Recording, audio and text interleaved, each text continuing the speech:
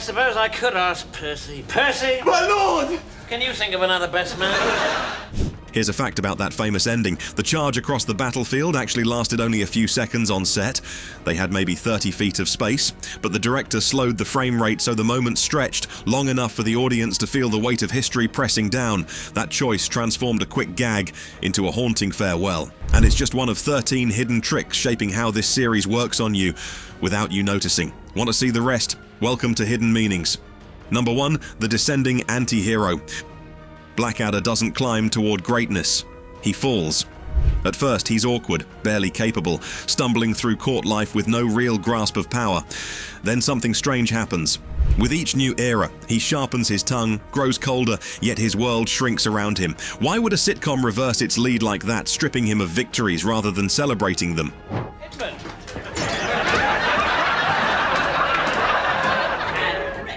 The settings tell the story. From gilded halls to military mud, every backdrop lowers his status even as his wit evolves into a cutting blade. It mirrors ambition itself, bright at the start, but inevitably collapsing into bitter survival. Instead of a champion, you're watching a warning. His cleverness can win arguments, but it can't rewrite history's cruelty. The man who seemed commanding is slowly revealed not as master of his fate, but as its prisoner. Quick pause before we dive into the next hidden meaning. If you're enjoying this breakdown, make sure to hit that subscribe button right now. We've got even deeper Blackadder theories. Trust me, you don't want to miss what's next. Number 2, the shifting intellect of Baldric. Baldric is remembered as the dim sidekick, the man with a cunning plan that always collapses on impact. That line stuck so well that it's easy to forget his earliest version wasn't clueless at all. In season 1, he sometimes calls the shots, offering advice that Blackadder actually follows. So what happened? Here's the twist. As the centuries rolled on, Baldric's intellect was stripped away, piece by piece. Since when? I've been using sugar substitute. Which is? Dandruff.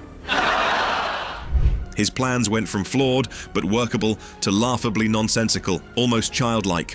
This isn't random. The gag tracks something darker, the way the powerless lose their agency.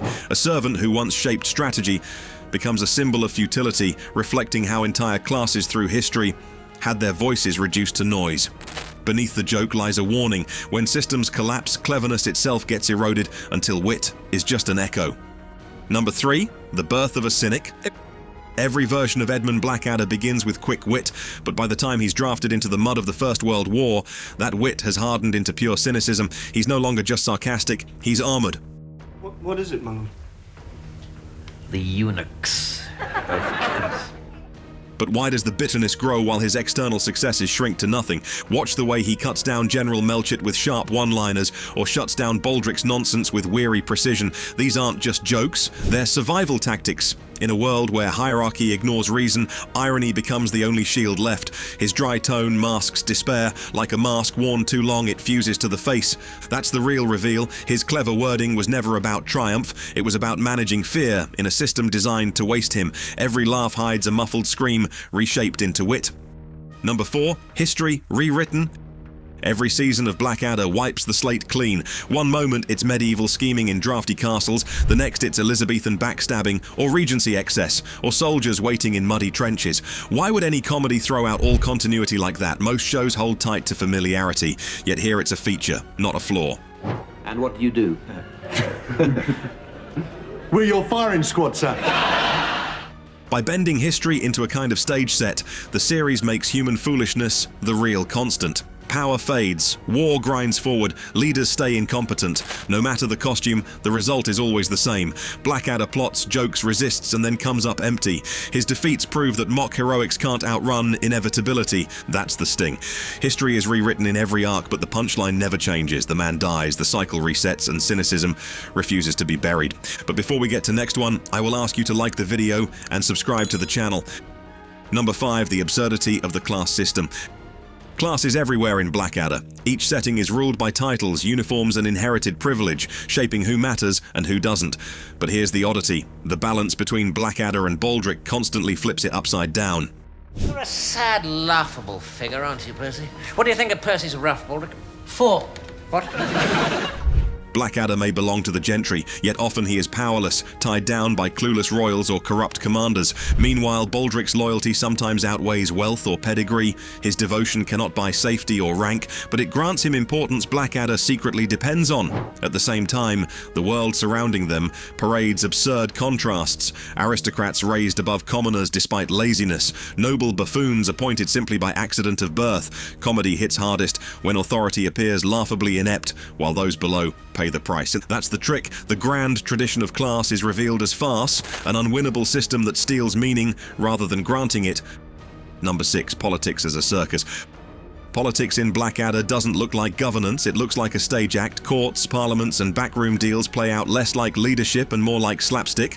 You see absurd charters passed without reason, made-up taxes that punish whoever's unlucky enough to be nearby, and promotions handed to fools who can barely stand upright. It's chaos, but it's choreographed chaos. And Melchi! Still worshipping God?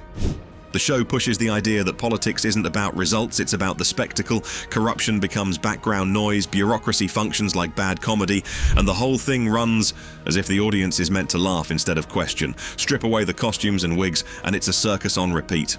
Here's the payoff. Blackadder frames politics not as noble duty, but as vaudeville. Monarchy, democracy, it's all the same show. Loud distractions, hiding dysfunction. Number 7, The Great War as a monument to futility. The finale strips away every layer of comedy and leaves only the mud of the trenches. Until this point, jokes kept the brutality at arm's length. Then suddenly, the laughter stops. A simple shift. Darling showing real fear, Blackadder dropping the sarcasm, turns punchlines into a heavy silence. Good luck, everyone.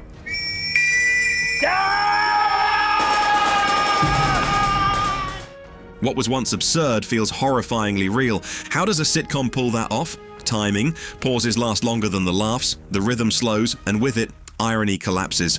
The slowed final charge takes a few seconds on screen, but feels endless. It tells you death can't be joked away. Comedy can't outrun gunfire. That's why it lingers.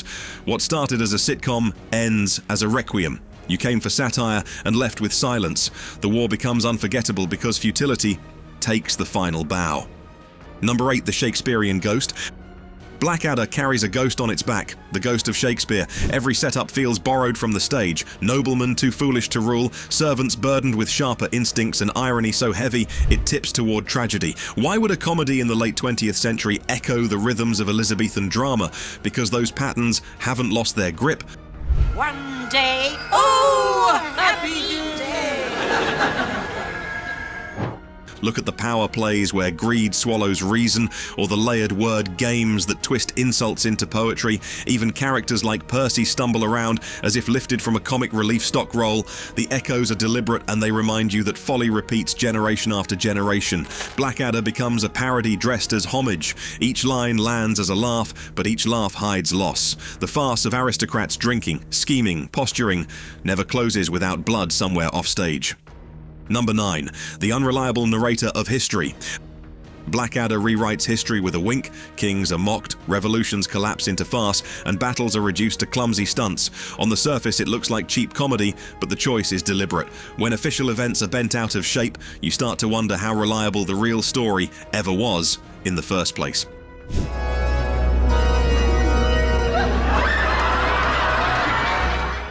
Think about how grand historical moments get cut down to petty motives. A sweeping war becomes two men arguing over insults. A revolution looks less like destiny and more like an accident. The exaggeration works like a mirror, showing that the versions we're taught might already be distortions. That's the hidden punch. By watching fake history, you're nudged to distrust neat narratives. The truth is usually uglier, often funnier, and always more complicated. In the end, unreliable storytelling becomes its own warning. Number 10, The Unchanging Master-Servant Dynamics. Blackadder and Baldric never change roles. No matter the century, one is master, the other servant. Kingdoms fall, uniforms swap, and settings rotate, but their bond stays fixed in place like a loop that can't be broken. Why keep this dynamic frozen when everything else moves? Because the tension lives in its permanence. And that his enemies might have something to go with their potatoes. Blackadder's sharpness only shines because Baldric offers bluntness beside it. Wit needs a foil, and Baldric's loyalty, however misguided, gains its shape by attaching to a master who often mocks him. Each man depends on the other, though neither gains freedom. They trade costumes but never trade chains. That's the hidden punchline. The joke suggests that societies change slowly, so slowly that even across centuries the master-servant structure looks immortal. What feels like humor is really commentary on how rigid and unwinnable class hierarchy remains. Number 11, wit as a weapon of the powerless. What use is sarcasm when you're powerless? For Blackadder, it becomes the one tool he can always reach for. He can't halt a war, change a general's mind, or escape the system trapping him, but he can cut through it with a line sharp enough to sting. On the surface, his wit feels like control, until you notice it never actually shifts the outcome. Every barb is defensive fire, a way to hit back without ever breaking the rules of rank. Think of it like armor made from words. It doesn't pierce the enemy, but it stops the blow from feeling final. That's the paradox. You gain a sense of power without ever being truly free. In the end, jokes become survival tactics, clever shields against systems that refuse to bend. They wound, but they never win. Number 12, anachronism as a mirror. Why do modern jokes slip into medieval castles or Regency dining rooms without breaking the spell? Anachronism usually ruins immersion, but here it sharpens the edge. When a character trapped in the 16th century suddenly sounds like a 20th century bureaucrat, it forces you to laugh and recognize yourself in the joke. Thank you very much. You're welcome.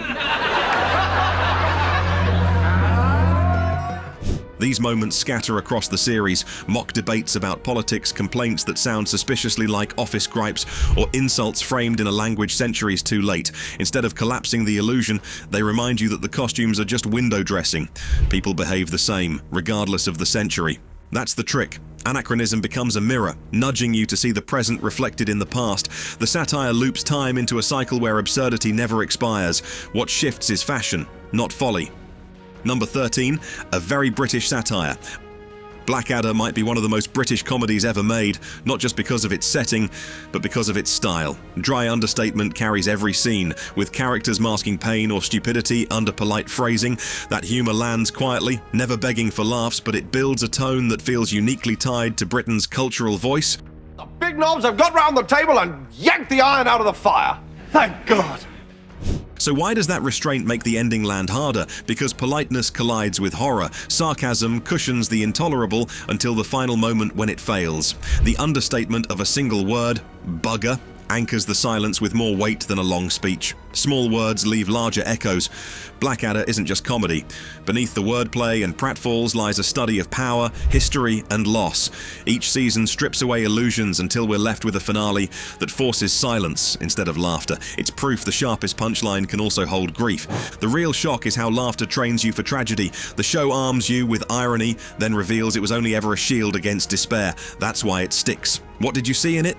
Drop a comment, share your own reading, and hit that subscribe button for more takes like this.